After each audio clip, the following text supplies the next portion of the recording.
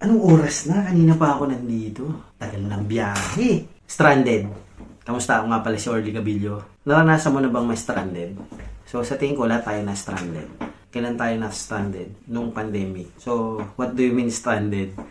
Noong mga panahong nakulong tayo sa mga bahay natin, na stranded tayo sa bahay na siguro months, hindi naman siguro taon, pero months na sobrang higpit kasi may lumalaganap na sakit na hindi natin malaman kung sino yung pwedeng dapuan. So lahat tayo ay nag-iingat at lahat tayo ay na-stranded sa ating mga bahay. So kahit sampanig ka man ng mundo, sigurado naranasan mo ito. Pero syempre, yung buhay natin kailangan magpatuloy, kailangan mag-move pa rin and maging yung natin ay maging progresibo pa rin. So, hindi naman tumigil yung mundo dahil pandemic. Pero, yung physical body mo ay na-stranded sa bahay mo or kung saan ka man na-stuck up.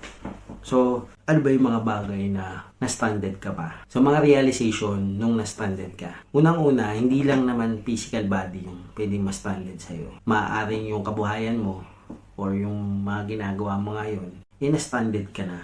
So, isang bagay na pwede ka ma-stranded ay sa trabaho. Unang-una.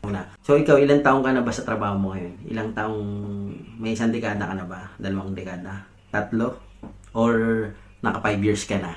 Siguro pag naka 5 years ka, stranded ka na dyan. Hindi mo na mamalayan yung oras, sobrang bilis. Yung oras napakabilis tumakbo. So, isang bagay na pwede ka ma-stranded ay sa trabaho mo. Dahil yun lang yung pwede mong gawin, dahil yun lang yung alam mong gawin, hindi ka na nag-i-skill up, hindi ka na nagse-self-study, hindi ka nag-aaral, hindi mo nire-reinvent yung sarili mo, maaaring ma-stack up ka na dyan or ma-stranded ka dyan dahil limitado yung pwede mong gawin or limitado yung skill na alam mong gawin. I-assess mo yung sarili mo, i-check mo, tingnan mo kung kaya mong umalis or mag-change ng career. So, depende sa'yo kung ano yan. Isa pa sa mga bagay na pwede ma-stranded, yung lifestyle mo. So, maaaring yung lifestyle mo, kahit dahil matagal ka na sa trabaho mo or yung ginagawa mo matagal na, yung lifestyle mo, ini-increase mo ng ini-increase. What do you mean ini-increase? Nag-i-enhance ka, nag-upgrade sweldo mo, nag-upgrade din yung lifestyle mo. Isang pamaraan din na na-stranded ka dahil hindi mo na nabibigyang focus yung mga bagay na pwede magpa-unlad sa'yo. Ito ay general general observation sa ating mga Pilipino. Napapansin mo bakit hindi umuunlad ang isang tao or ang isang pamilya ay dahil yung lifestyle natin ay hindi natin binabago or hindi natin iniintindi yung bukas or yung mga susunod pang araw. Dahil meron ka ngayon, sagana ka ngayon, kailangan sagana ka rin mabuhay. Hindi mo na chine-check what will happen tomorrow. Tulad nung pandemic, di ba? Hindi mo alam, ang daming nawala ng trabaho, ang daming nagsarang kumpanya, ang daming nagsarang negosyo. So, ikaw, sa sarili mo, alam mo kung paano ito lalaban. So, dahil nangyari na yan, kailangan mo nang i-anticipate yung mga bagay-bagay sa sarili mo.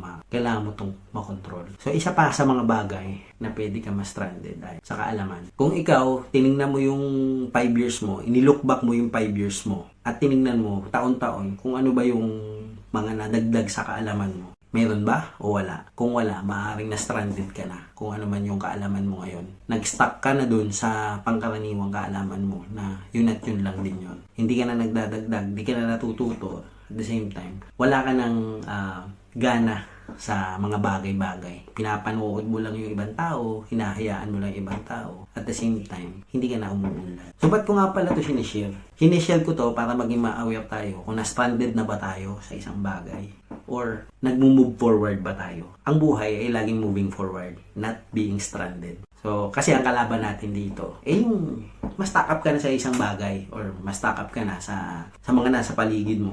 So, ang buhay ay constant change. Hindi yan na panghabang buhay na lang. May mga bagay-bagay na akala natin hindi mababago. Yung pala, kaya palang baguhin. So, mag-uumpisa ang pagbabago sa sarili mo. You can change the world by changing yourself. So, kasi naniniwala ako dito sa phrases na to, delayed gratification. Kung ikaw may tinatrabaho ngayon, you believe in one thing, na magbabago ito balang araw, sigurado mag-gratify ka rin balang araw. So, at kung trip mo itong mga gantong usapin, please join my group, Dumidiscarding Pinoy. I will put the link below and may maliit din po akong store dyan. Kung may masuggest po kayo, it's welcome. And ito po yung mga side hustle ko sa Pilipinas. If you need an health insurance or life insurance, I can assist you. And if you need property, I can definitely assist you also. Dahil kung di mo alam kung paano i-invest yung perang pinaghirapan mo, dapat meron kang paglagyan yan na hindi maapektuhan ng inflation. So, ayun lang po, mapagpalang araw po sa inyong lahat. Let's change the world. Kalas!